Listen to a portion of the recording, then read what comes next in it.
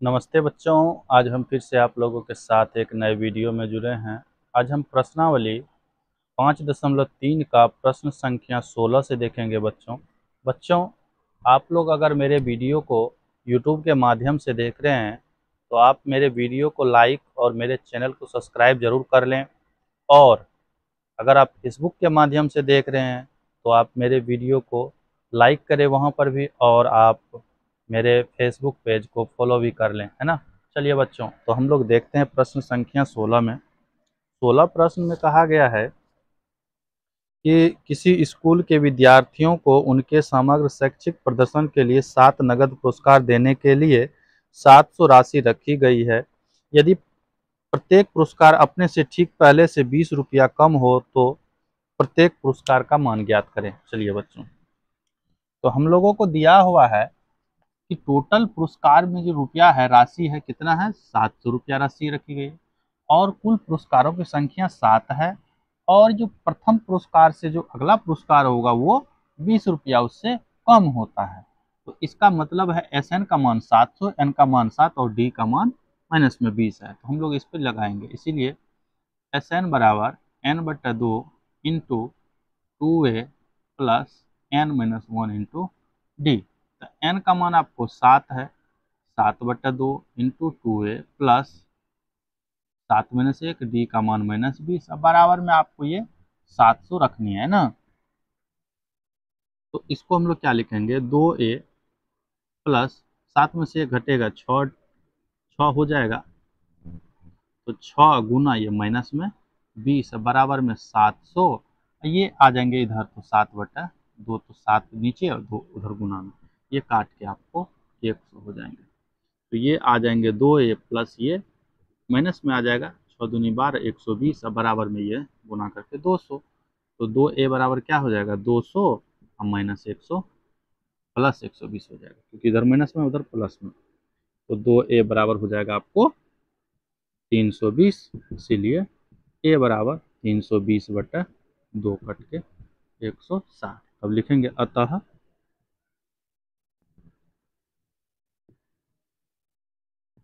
प्रथम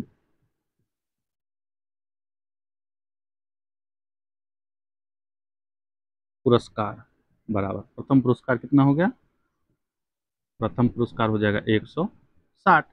फिर दूसरा निकाल देंगे, दूसरा पुरस्कार क्या हो जाएगा, तो दूसरा पुरस्कार पहले से 20 कम है, तो 160 में से 20 घटाएंगे तो कितना हो जाएगा, 140। तीसरा पुरस्कार क्या हो जाएगा आप लोगों को, तो 140 में से फिर 20 घटाएंगे, 120 आ जाएंगे। चौथा पुरस्कार,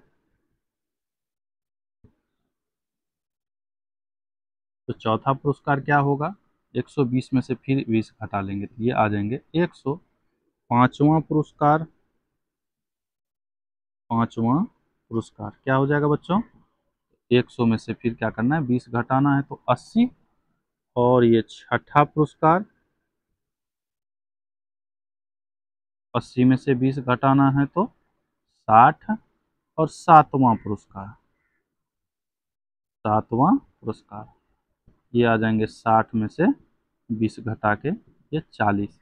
ये आपके आंसर हो गए। चलिए, अब हम लोग अगला प्रश्न को देखेंगे, प्रश्न संख्या 17 को। कहता है एक स्कूल में विद्यार्थियों ने वायु प्रदूषण कम करने के लिए स्कूल के अंदर और बाहर पेड़ लगाने को सोचा। निर्णय लिया गया है कि प्रत्येक कक्षा के प्रत्येक अनुभाग कक्षा की संख्या के बराबर पेड़ लगाएंगे। यदि उदाहरण कक्षा एक अनुभाग में एक पेड़ लगाए, कक्षा 2 एक अनुभाग में 2 पेड़ लगाए और कक्षा 3 एक अनुभाग में 3 पेड़ लगाए, तो यदि ऐसी कक्षा 12 तक चलता रहेगा तो कक्षा के 3 अनुभाग हैं, तो इस स्कूल में विद्यार्थियों द्वारा कुल कितने पेड़ लगाए जाएंगे। चलिए, तो हम लोग देखते हैं, है ना बच्चों। तो हम लोग 17 प्रश्न है, तो टोटल कक्षा की संख्या कितनी है, 12, है ना। और कहता है क्या, प्रत्येक अनुभाग, अनुभाग क्या है, कक्षा 1, है ना। एक अनुभाग में कितने एक कक्षा में कितने अनुभाग है, 3 अनुभाग है। 2 कक्षा में कितने अनुभाग है, तो 3 अनुभाग है। तीसरी कक्षा में कितनी है, तो तीसरी कक्षा में भी 3 अनुभाग। इसी प्रकार 12वीं कक्षा में कितने हैं, तो 12 अनुभाग हो गए आपको, है ना। तो इसीलिए एपी क्या बन जाएगा, 3 को 1 से गुना करेंगे 3 हो जाएगा, है ना। एपी आ जाएंगे आपको 3, 6, 9 और ये 12 तिया 36, है ना। तो आपको ए बराबर तो 3 आ जाएगा, डी निकाल लेना है, 6 माइनस 3 कट के 3 आ जाएगा, और एन बराबर हो जाएगा कितने, तो 12, क्योंकि टोटल कक्षा कितनी है, तो 12। तो हम लोग पेड़ों की संख्या निकालना, इसीलिए एस एन बराबर n/2 इंटू 2a, उसको शॉर्ट वाला फॉर्मूला डालते हैं, a प्लस ए एन का, है ना।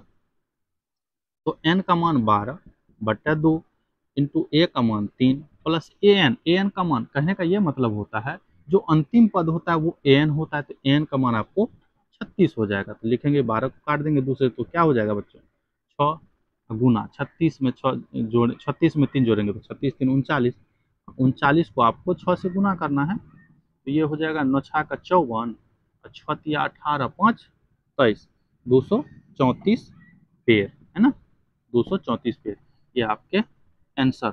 चलिए इसी का प्रश्न संख्या 18 को देखेंगे।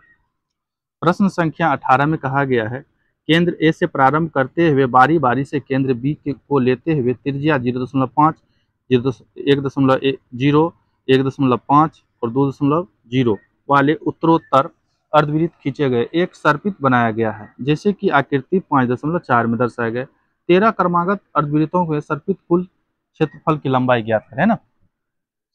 तो कहने का ये मतलब होता है, ये जो है त्रिज्या हम लोग को दिए हुए हैं और अर्धवृत्त का क्षेत्रफल, तो हम लोग लिख लेते हैं हल दे के, अर्धवृत्त का क्षेत्रफल L1।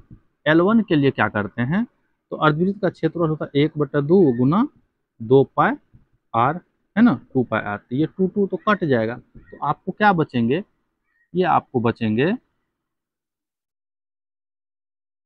पाई r। अब इसका मान रख लेते हैं, तो क्या हो जाएगा, पाई का मान तो 22/7, आर का मान कितना, पहला बार का था 0.5, इसको गुना करेंगे तो ये हो जाएगा 11/7। उसी तरह से L2 निकाल देंगे, L2 क्या हो जाएगा, है ना, 22/7 गुना त्रिज्या का मान 1 कहता है, तो ये 22/7 हो जाएगा।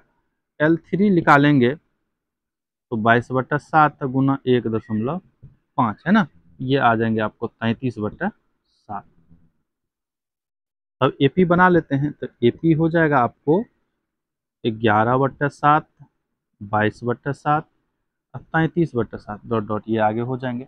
अब इसके अनुसार ए और डी हम लोग निकाल लेते हैं, तो ए बराबर आपको प्रथम पद जो होगा वही होगा 11/7, और डी का मान हो जाएगा 22/7 माइनस 11/7, इसका लघुत्तम 7, तो 22 माइनस 11, तो ये होगा 11/7। और एन का मान, तो टोटल कितने अर्धवृत्त कहा गया है, तो टोटल 13 अर्धवृत्त, एन का मान 13, इसीलिए एस एन बराबर, क्योंकि हम लोगों को सर्पित क्षेत्रफल ज्ञात करना है तो योग ज्ञात करना है, तो हो जाएगा n/2 into 2a plus n-1 into D, है ना। तो n का मान 13, 13/2 इंटू 2 गुना a का मान 11/7 प्लस n का मान 13 माइनस 1, डी का मान 11/7। इसी को सॉल्व करना है, तो 13/2 इंटू ये 22/7 हो जाएगा प्लस 12 गुना 11/7, 13/2 इंटू 22/7 प्लस ये हो जाएगा 132/7, है ना।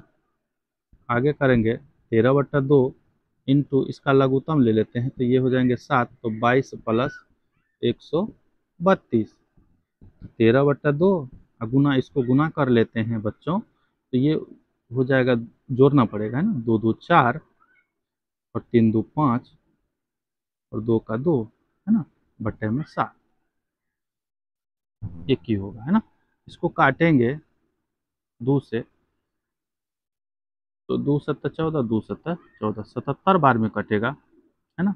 7 से काट देंगे तो ये 11 हो जाएगा, अर्थात 13 गुना 11, तो 11 को 13 से गुना करेंगे तो 143 cm स्क्वायर हो जाएगा। ये आपके आंसर हो गए, है ना बच्चों, ये तो आपके आंसर हो जाएंगे। चलिए बच्चों, थैंक यू बच्चों।